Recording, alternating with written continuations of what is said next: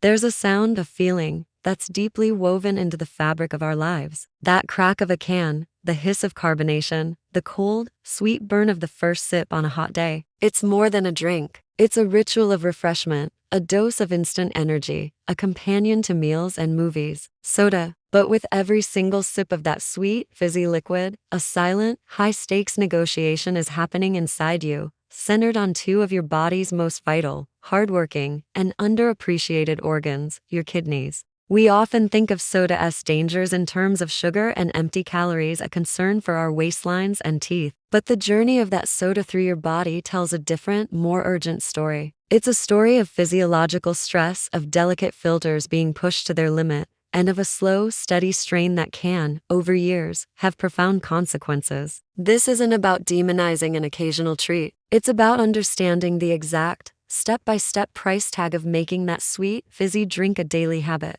Let's follow that can of soda from your lips, through your bloodstream, and into the quiet, intricate world of your kidneys. This is Kidneys and Soda, the sweet danger in every sip. To understand why soda is such a unique challenge, we first have to meet the kidneys on their own terms. Think of them not as simple filters, but as the body's ultimate master chemists and blood balancing wizards. These two bean-shaped organs, each about the size of your fist, process roughly 180 liters of blood plasma every single day. That's enough to fill a large bathtub. From that torrent, they meticulously sift out waste, toxins, and excess substances, returning what the body needs back to the bloodstream and sending the rest to the bladder as urine. But their job is far more sophisticated than just making urine. They are critical managers of your body's fluid volume, electrolyte balance, and acid-base balance. They also produce hormones that regulate blood pressure and stimulate red blood cell production. They are, in short, the guardians of your internal environment.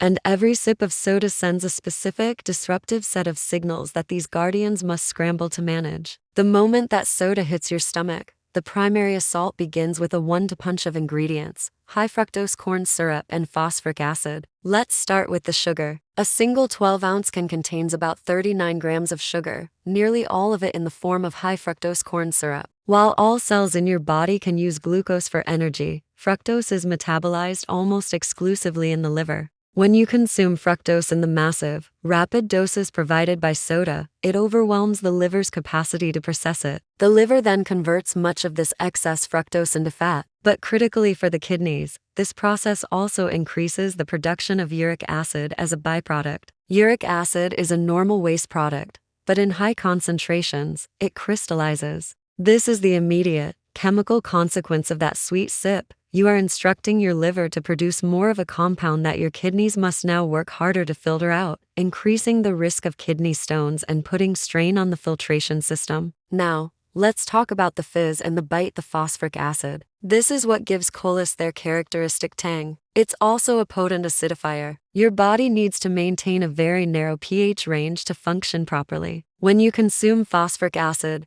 your body must neutralize this acid. How does it do this? It pulls alkaline buffers from your bones in the form of calcium and phosphate. But here's the kidney connection.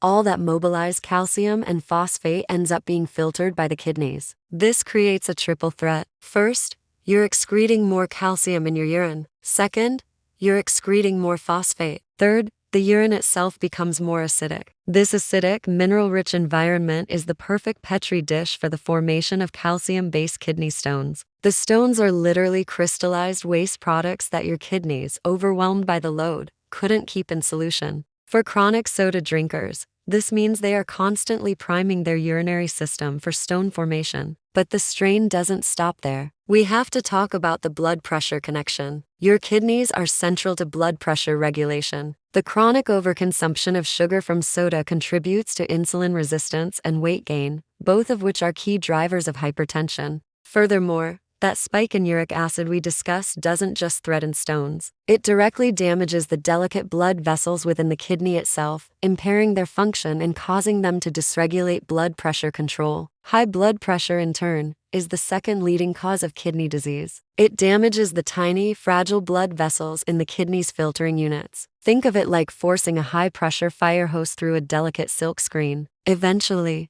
the screen tears. This creates a vicious, self-perpetuating cycle. soda contributes to conditions that raise blood pressure. High blood pressure damages the kidneys, and damaged kidneys are less able to regulate blood pressure, sending it even higher. Then there's the issue of what soda replaces. This is the hidden, indirect danger. When you drink a can of soda, you are almost certainly not drinking a glass of water. Chronic, low-grade dehydration is a constant stressor on the kidneys. They need ample water to dissolve waste products and flush them out efficiently. Concentrated urine from inadequate hydration forces the kidneys to work harder, again increasing the risk of stone formation. Soda is a diuretic in practice, not because of caffeine, but because the high solute load all that sugar and salt pulls water from your body's tissues to dilute it. So, you might take in 12 ounces of fluid, but you could lose more than that in the process. You end up in a net fluid deficit. Now, let's address the great illusion,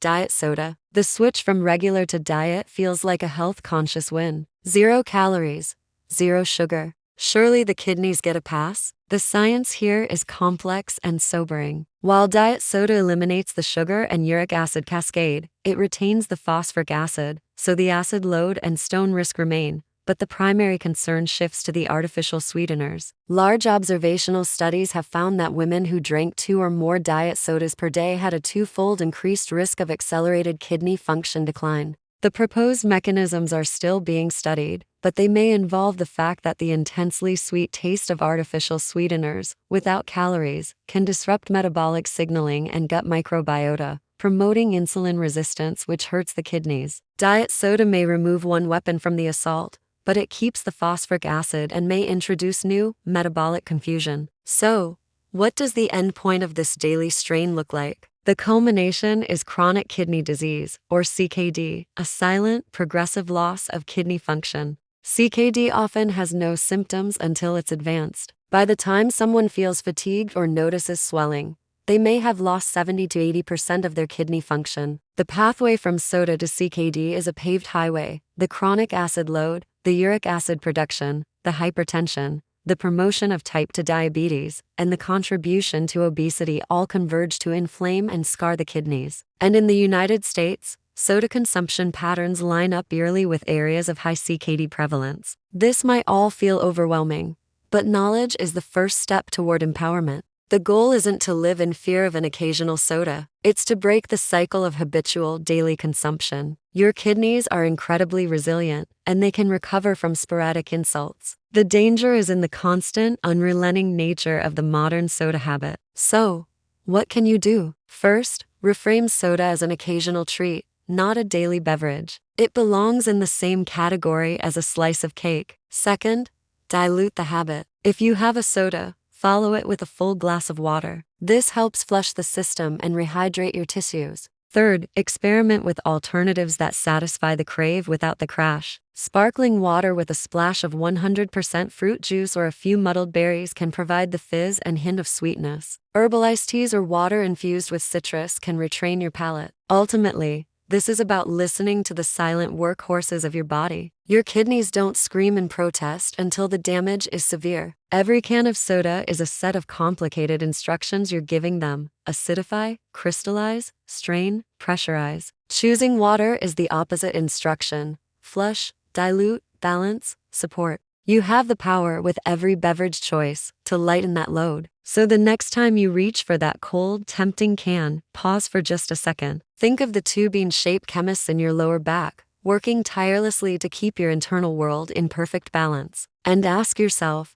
are you giving them a problem to solve, or the tools they need to thrive? The sweetest thing you can do for them isn't in a can at all. It's in a clear, clean glass of water. Thanks for watching, and if you found this helpful, be sure to subscribe for more insights into your health.